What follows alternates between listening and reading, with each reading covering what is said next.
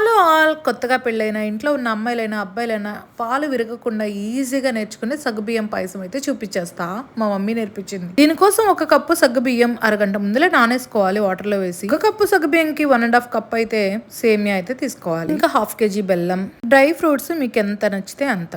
ఇంకా మనకు తెలిసిందేగా, dry fruits అయితే కొంచెం నెయ్యిలో చక్కగా వేయించుకోవాలి.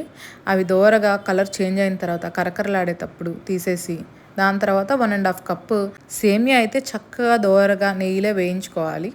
అది కొంచెం కలర్ మారిన తర్వాత ఒక గిన్నె తీసుకుని ఒక స్పూన్ నెయ్యి వేసుకుని దాని తర్వాత 1 లీటర్ వాటర్ అయితే పోసుకోవాలి. ఆ వాటర్ అన్ని మంచిగా తెరలాలన్నమాట. బాగా వాటర్ అయితే బాగా వేడెక్కి అలా బుడగలు వస్తూ ఉంటాయి అనమాట.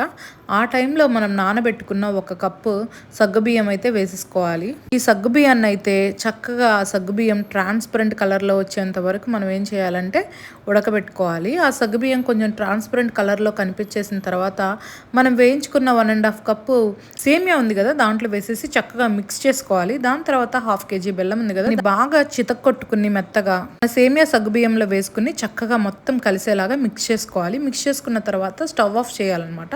స్టవ్ ఆఫ్ చేసిన 2 మినిట్స్ తర్వాత మనం డ్రై ఫ్రూట్స్ వేసుకుని దాని తర్వాత కాచి చల్లార్చుకున్న ఆ మీగడ లేకుండా ఉండే పాలనైతే పోసుకోవాలి. మీగడైతే పడకూడదు. ఆ కాచి చల్లార్చిన పాలు పోసిన తర్వాత మొత్తం ఒకసారి అలా మిక్స్ చేసుకోవాలి.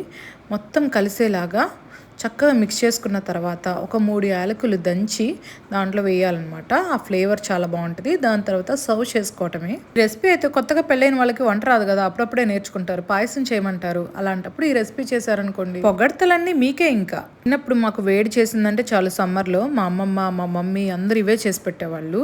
ఇంకా టేస్ట్ విషయానికి వస్తే super super super super. Late ఎందుకు, ట్రై చేసేయండి.